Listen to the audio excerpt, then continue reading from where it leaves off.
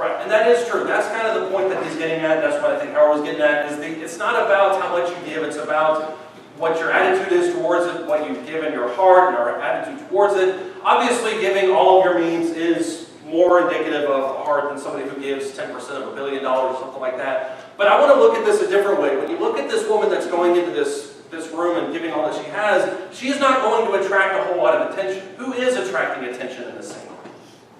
Look at the first verse. Who's getting all the radio airtime on this? The rich gifts, exactly. Why is it that they're the ones getting all the attention? Because everybody notices that, and they know how to bring attention to themselves. Right. When you walk in with the sack of rubies, which obviously the rubies would not have been that they would have done, but when you walk in with the sack of rubies and you drop it on the scale, that's going to attract a lot of notice. Jesus' point is what? Not only is the heart of the individual who's giving important, but what else is his point? One gift's not better than the other. Right, one gift isn't necessarily better than the other gift. We need to look at it through the right perspective. Whereas these people gave out of their abundance, she gave out of all that she had. And I think that's what Lee was getting at. And so that's kind of his overall point. Yeah. I think too, how we look on riches or money and so forth. In other words, Jesus said, what a man can hold on to riches. Right. That's that's a bad deal there. Yeah, that is a bad deal. It kind of goes back to our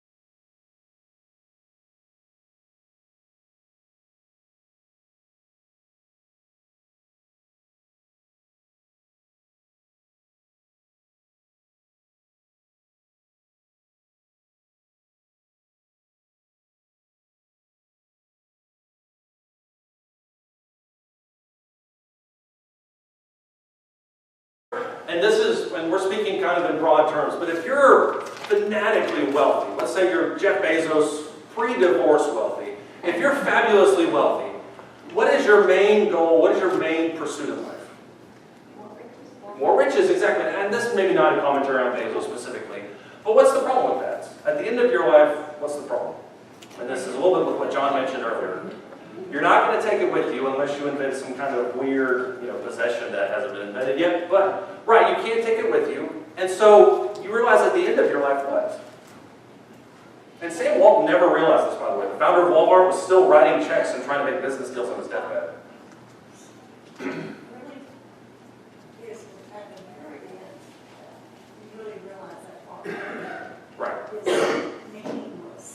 Right. Right. I can't remember who it was. I think it was Queen Victoria. She said, "All my riches for just another minute of time." When you get to the end of your life, no matter how much money you have, you realize at the end of your life what's truly most important. Your family and that type of stuff, friends, factor into that. But you also realize what matters most is eternity. And so when he mentions here in verse 10 that the rich man is to glory in his humiliation, why does he say that you should glory in your humiliation? What are you realizing now that most people don't realize until 50 years in the future? That your relationship with God is the most important. Right. That you realize now that your relationship with God is the most important thing. So when you look at verses 9 through 11 again, he's equating these two different people. The brother of humble circumstances of glory in his high position. There's no question about that. You understand what's happening in the end of time. Verse 10, the rich man is to glory in his humiliation because like flower and grass it will pass away. For the sun rises with a scorching wind and withers the grass, its flower falls off, the beauty of its appearance is destroyed. So too the rich in the midst of his pursuits will fade away. Rich people, or people who desire to get rich, which once again the love of money is the root of all evil, what should they realize? You need to realize that on judgment day, they're going to be standing right next to the Lord. Right. They're all going to be standing there. Right. That's why I put this individual in the weirdest pair of pants that I could find. Right. That sounds real good, though. And that, James 1 has a lot of idealistic kind of scenarios. In James 1, verses 9 through 11, that's where we're supposed to be at. What's the reality of the situation? Rich people oftentimes do not, and poor people oftentimes do not what? What do we not realize? All comes from God. We don't realize it all comes from God. We don't realize that at the end of time, all these things will pass away. And so that perspective is hard for us to gain. And so we tend to look at people, for instance, and it took me a long time to find this clip art, we tend to look at people who are fabulously wealthy in this world and we magnify them in our lives. We look at people who are poor, we look at people who are homeless, who don't have passed a third-grade education. We look at them and we say, well, those are less important people. That's what he addresses in James chapter 2, and that's why we have to take these chapters kind of in tandem, because when you look at James chapter 2, the first several verses, the first 4 verses, he kind of addresses this mentality. I love how James is just super blunt about it. He says, my brethren, do not hold your faith in our glorious Lord Jesus Christ with an attitude of personal favoritism. For if a man comes into your assembly with a gold ring and dressed in fine clothes, and there also comes in a poor man in dirty clothes, you pay special attention to the one who is wearing the fine clothes, and you say, sit here in a good place. You say to the poor man, you stand over there, sit down by my footstool. Have you not made distinctions among yourselves and become judges with evil motives? James does not pull punches here. What is he saying in the first 4 verses? Don't discriminate. Don't discriminate, right. And that's, we could plaster that all over the walls and it maybe still wouldn't resonate with us very much. Why? How is it that we discriminate? But we become a judge, and that's not for us to do. Right. We become a judge of a human based on their physical appearance, and that's absolutely counter to what God teaches. Right. It's absolutely counter to what God teaches, which is what he'll develop a little bit more further here. We become judges. This isn't a conscious thing, though, in our minds. Why is it that we do this? When we see somebody walking, which, by the way, rings were a big deal back then, not so much now. You could rent rings if you were trying to impress people in a certain social situation. But if somebody comes in with driving a Lamborghini in the parking lot, they plop themselves down in here, what's our natural response to that person? Nobody wants to say it because nobody wants to say that they're guilty of it. Right. This person has achieved something in life. He's obviously have some kind of, ambition. He's successful. That's the typical Christian. That's who we want. Somebody walks in who's dressed in rags or whose hair hasn't been washed ever, and they come in and they're wearing 2 different shoes. What do we tend to think of them?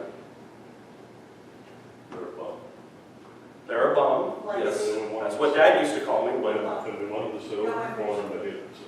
Right, we want them to sit there, maybe you'll learn something while you're here. Maybe you'll learn how to be a proper individual. No goals, no ambition. Yeah, no goals, no ambition. So if they're, and I hate to use this because I don't feel this way honestly, but if they're a parasite on society, maybe they'll be a parasite on the church. That's sometimes the way we look at it. That's not the right attitude, and I don't think anybody in here necessarily has that attitude, but it can creep in sometimes, and that's what we want to stay away from. Joe, did you have something 10 minutes ago you wanted to say? All right, look at verse 5. Ever a week goes by. Verse 5. Listen, my beloved brethren, did not God choose the poor of this world to be rich in faith and heirs of the kingdom which he promised to those who love him? But you have dishonored the poor man. Is it not the rich who oppress you and personally drag you into court? Do they not blaspheme the fair name by which you have been called? Are those, in verses 5 through 7 of James 1, are those true statements that he has there? Generally, yes. They're generally yes. How are they true statements? What is he getting at? What is he saying? We're making the decision of what those people, how we should treat those people and what they should do, rather than looking at what those people actually do themselves. Right, that goes more towards verses 4 and 5, but you're exactly right, Father. When you look at verses 4 and 5, you've made distinctions among yourselves, you become judges with evil motives, which, by the way, he'll reuse that phrase when you get to chapters 3 and 4, talking about this evil motives that we sometimes have. It's just more has to do with carnality than anything else. Listen, my beloved brother, did not God choose the poor of this world to be rich in faith and heirs of the kingdom which he promised to those who love him? When we marginalize certain people, and the scenario I gave a second ago, you can extrapolate that 1,000 times to different versions. But when we do that type of scenario, what are we essentially saying to them? If somebody comes in, not in their Lamborghini, they park it, they walk in. But if somebody comes in pulling out of a Lamborghini, what do we tend to think about them? You are important, and therefore you're what?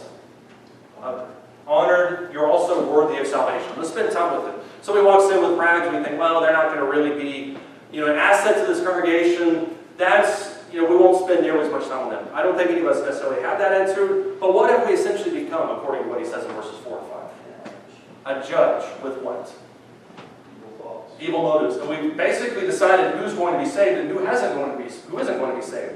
He flips the script in verses 6 and 7, and that's why we want to kind of take this in pieces.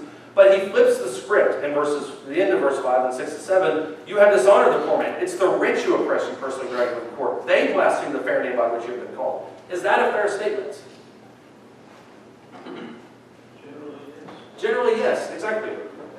I like how you just kind of have that umbrella over it. Generally, when you look at Hollywood, for instance, which when you think about the rich and the uber successful, when you look at Hollywood, when you look at politicians, what is their religious makeup? What causes are they advocating? It's carnal. There's a reason that abortion is on the rise. There's a reason why homosexuality is being pushed in nearly every movie. Most of the people, when they get to Hollywood, they have $50, $100 million. They're starring at the top of movie bills. They generally think they don't need God, and they generally think that they can do it all themselves. Now, we can all fall into the trap, but they're by far the most public. Yet, we know if Brad Pitt walked into this room, what would we do with him? Besides jeer him for his performance in Troy, that was horrible. What would we do with Brad Pitt if he walked in and said, that's a really loaded question. I wouldn't be friendly to him. Well, we'd be friendly with him, God teaching the truth. But we kind of look and stare at God, and we give him a sense of probably honor and esteem that's very carnal, it's very human in a lot of ways. But if somebody came in rags, we might not do that with them. And that's that delineation that he's talking about here. It's the rich who oppress you in person and drag you into court. They blaspheme the fair name by which you were called. Now look at verse 8. This is where he finishes this thought. He says, if, however, you are fulfilling the royal law according to Scripture, you shall love your neighbor as yourself, then you're doing well. But if you show partiality, you're committing sin and you're convicted by the law as transgressors. For whoever keeps the whole law and yet stumbles at one point, he has become guilty of all. For he who said, do not commit adultery, also said, don't commit murder. Now, if you do not commit adultery, but do not commit murder, you have become a transgressor of the law. I'll tell you right now, when you look at verse 11, his point is not to talk about murder and adultery. What's his point in verses 8 through 11? Sin is sin. Sin is sin, exactly. Develop that a little bit more. What else is his point, though? Well, there's no single point in the law that's less important than the other point. So if you violate one of the commandments, in effect, you negate the whole law. Right, and what commandment is he talking about here? Because he's not talking about murder and or adultery, but you're exactly right. What commandment is he talking about? Love your neighbor as yourself. In other words, you could keep every law perfectly. Keep in mind that his main audience here is Messianic Jews. That's who he's primarily addressing. But if you're keeping everything, you got the Sabbath right, you've got the food things right, you've got the rituals right, and yet you show partiality, you're what? Guilty of everything, exactly. Now that's an Old Testament application, or can we do the same thing in today's world? Well, sure. Generally, yes, we can do it. Because James is part of the new covenant, so we have to assume that since James is writing this in the time of Christianity, yes, it's applicable. Right, it is absolutely applicable, and you're exactly right. It is applicable in today's world. How is it applicable in today's world? I guess that's the question I should have asked, although you did a great job answering the one I did ask. Well, I don't know the answer to this. Okay. How do we do this in today's world? How are we guilty of James 2, 1 through 11?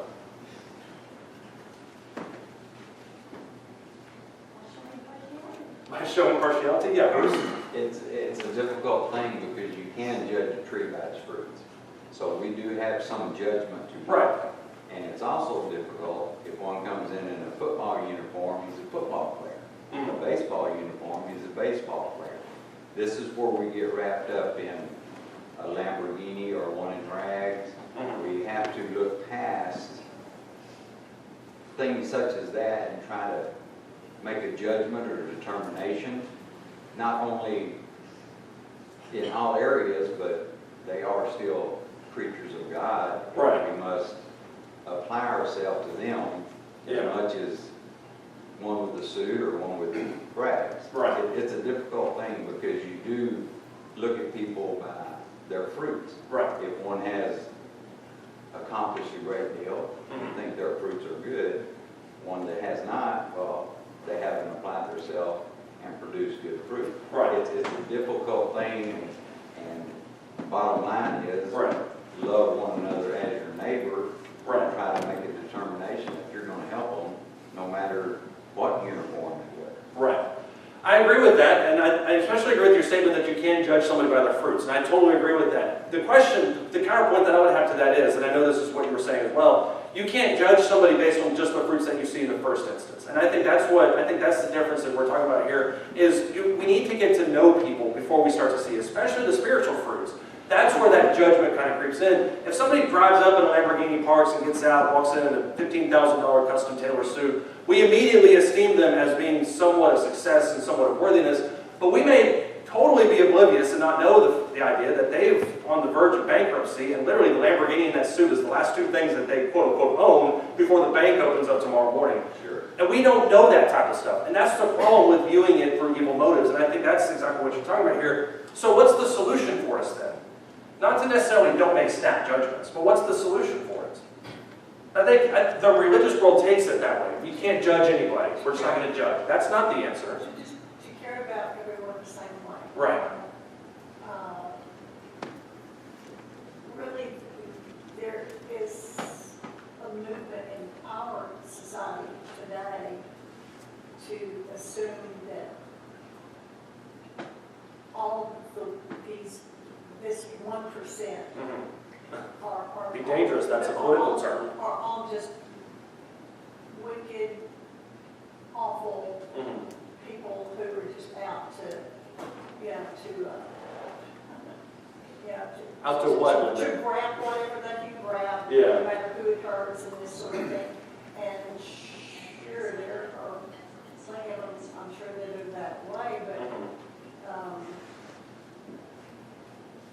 it's not our place to judge. We don't know where those people are coming from either. Right. And they most likely have just as serious a spiritual need as the ones that are extremely poor. Right, and I think you hit on two things that are important. Number one, we don't know where people are coming from. And the first point that you made, which is that we need to treat everybody the same way. Now, that doesn't mean we can't use cautious judgment every once in a while, but certainly we're not in the position where we can deem somebody worthy of eternal life. I want you to look at 1 Corinthians chapter 1. Keep your finger in James 2. We'll be coming back to it, obviously. But look at 1 Corinthians chapter 1.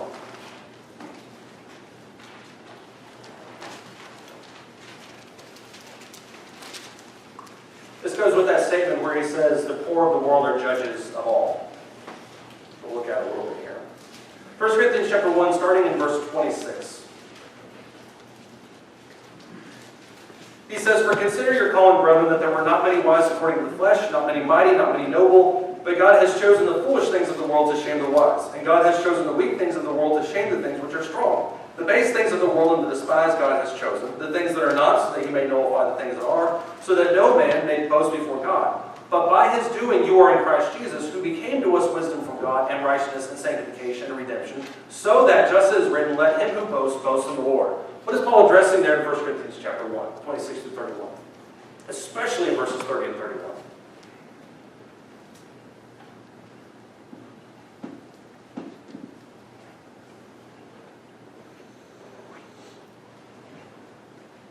Lord, if anything, you Right. not things of Europe. Right. If we're to glory in anything, it's not the things of the world, it's the things of God. Exactly. How does he back that point up, though, in verses 26 through 29?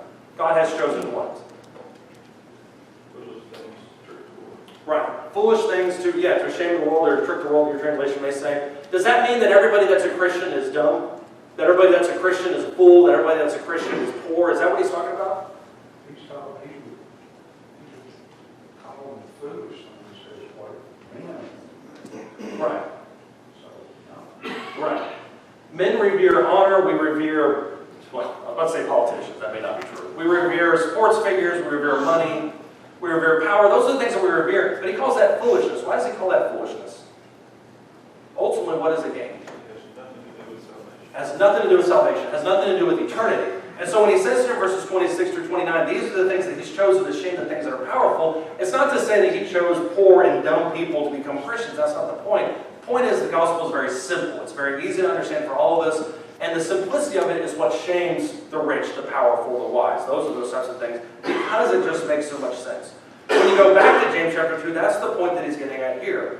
When you look at James chapter 2, and especially in once again in verse 4, 5, and 6, he says, "God chose the poor of this world to be rich in faith, heirs of the kingdom which he promised to those who love him. But you have dishonored the poor man. It's the rich who oppress you and personally drag you into court." The point that he's making here is what? In chapter 1 and in chapter 2, what's the point that he's making?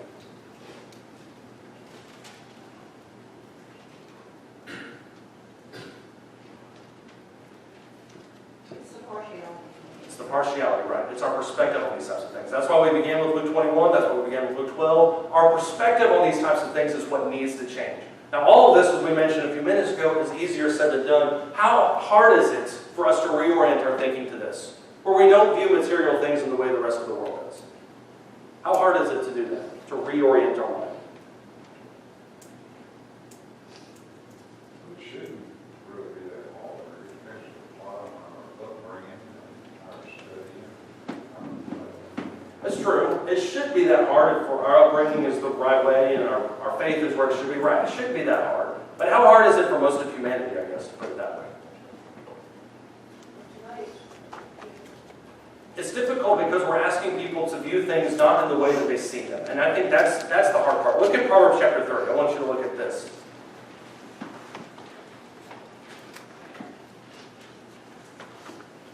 My goal this week was to not spend 45 minutes on one and skip the rest of the chapters of James. So I think we're doing that today. But look at Proverbs chapter 30. This is a problem that the Jews had. It's repeated in Deuteronomy a few times. Proverbs chapter 30 and verse 7. Agur, we talked about him last week. Agur says, "Two things I ask of you, do not refuse me before I die. Keep deception and lies far from me. Give me neither poverty nor riches. Feed me with the food that is my portion, that I not be full and deny you and say, 'Who is the Lord?' or that I not be in want and steal and profane the name of my God." What is Agur asking in Proverbs chapter 30 or advocating? Be provided what he needs. Just be provided for what he needs, not to have an abundance, because why? According to verse 9. You won't think of the Lord. Right, he won't think of the Lord and he'll only think of himself. Now, when you factor that out to the 7 billion plus people that are in this world, that's the challenge that we all face. We're asking people to not be blind by riches. We're asking ourselves not to be blind by riches, by money, and to view things in their proper context. God is the provider of everything, as he mentions in James chapter 1. Everything we have comes from his hand. We need to be constantly pushing towards salvation. All of that comes into play in James chapter 1. Now get to James chapter 5. After you go through this in James 1 and you see his bluntness in the first chapter. You see his admonition in chapter 2. Then you get to James chapter 5. That's where he really puts on the heat, for lack of a better phrase. We mentioned, I think a few weeks ago, that James 5, the first 6 verses were read to a group of preachers without any kind of context. They didn't say that they were from James 5. And they thought this was written by an anarchist, that this was somebody who was advocating insurrection against the government. It is very strong. That's probably the thing that speaks the most about it. James 5 and verse 1, he says, "Come now, you rich, weep and howl for your miseries which are coming upon you. Your riches have rotted, your garments have become moth-eaten, your gold and your silver have rusted. Their rust will be a witness against you and will consume your flesh like fire. It is in the last days that you have stored up your treasure. Behold, the pay of the laborers who mowed your fields and which has been withheld by you cries out against you, and the outcry of those who the harvesting has reached the ears of the Lord of Sabaoth. You have lived luxuriously on the earth and led a life of wanton pleasure. You have fattened your hearts in a day of slaughter. You have condemned and put to death the righteous man. He does not resist you." Just occurred to me that I read that as wanton, like the soup. That's not what it is. It's wanton. What is he saying, or who is he talking to in James chapter 5? The wealthy, right. Narrow that down a little bit more. Who else is he talking to?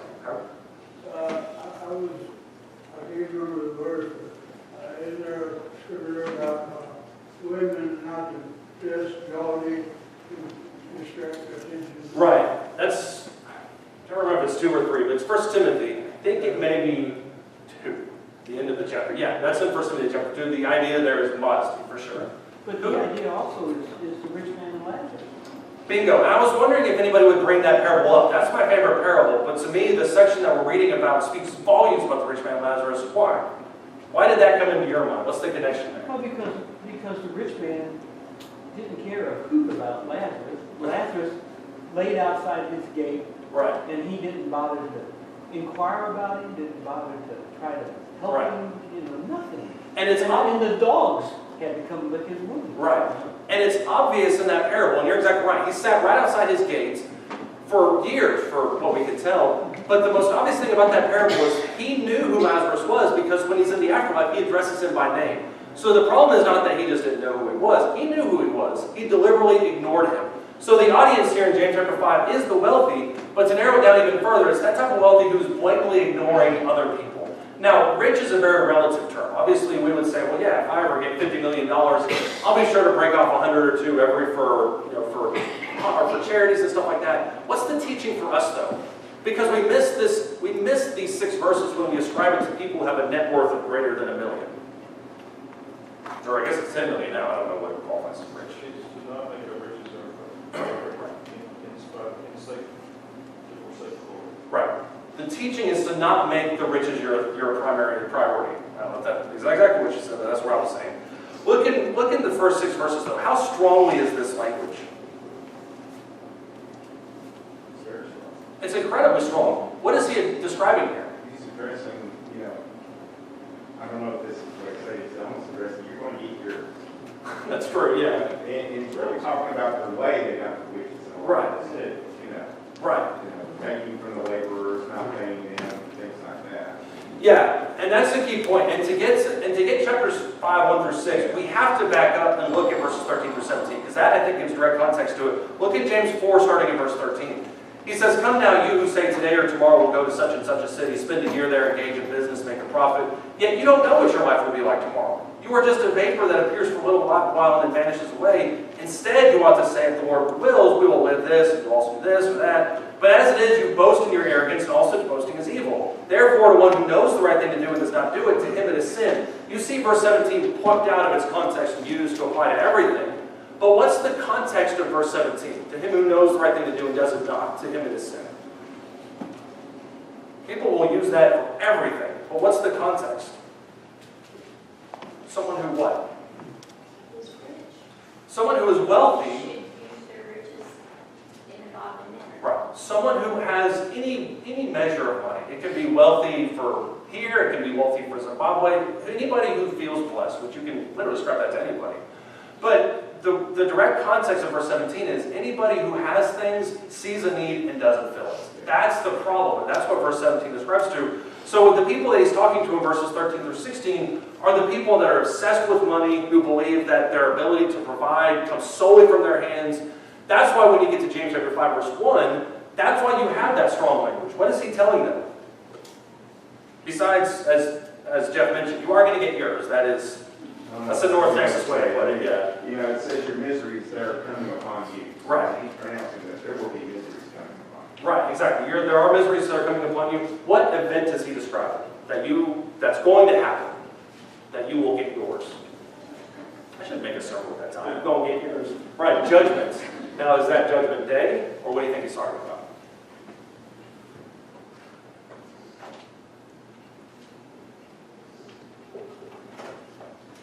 My understanding is judgment day. There are a lot of people, and the reason I bring this up is there are a lot of people that think what he's talking about here is the destruction of Jerusalem. And it is true that in the destruction of Jerusalem, rich people were actually trying to buy their way out of Jerusalem during the siege by swallowing gold in their stomachs. And then when the Romans saw it, they would cut them all open, and that was just a big bloodbath.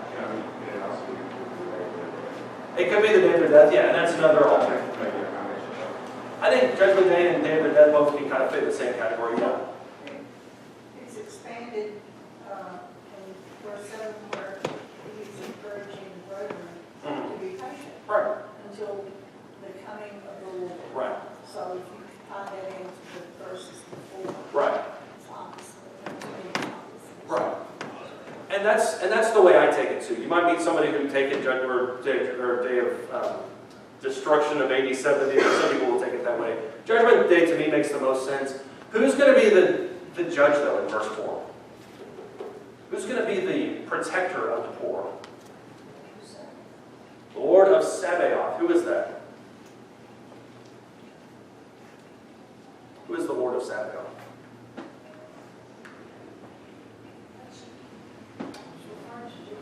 He's not referring to Jesus, he's referring to who? The Lord of hosts.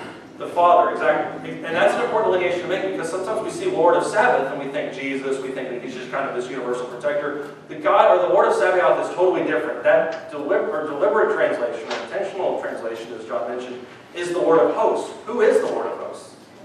It's God the Father, exactly. But what does that designation mean when he calls him the God of hosts? When they say, right, he's over God over everything, that's true. But when we call God the God of hosts, what are we saying about him? What are hosts? Those are the beings. That's his army.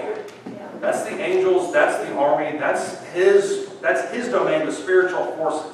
And so when he says here in verse 4 that they have reached the years of the Lord of Sabaoth, it paints God the Father as a protector of the impoverished and as somebody who will exact vengeance or retribution or whatever on the people that are oppressing his people. Right, he's going to lead the army. That's why verses 1 through 6 is so severe, because then you have at the end of it this description of Lord of hosts. It's just kind of coming through and sweeping all of this. It should get us, and that's the whole point of chapter 5, 1 through 6. It should get us to wake up. That's the point of all of this. James 1, 2, and then 5. It should get us to wake up and see, number one, our riches, but also all the opportunities that we can help other people. Does anybody else have any thoughts or comments?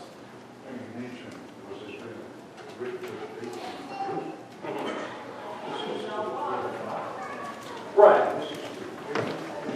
Right. Right. Which is another reason it's probably not the destruction of Jerusalem. It's written to everybody. All the 12 tribes are this first spot. It's true to the end. All right, we will pick up with verse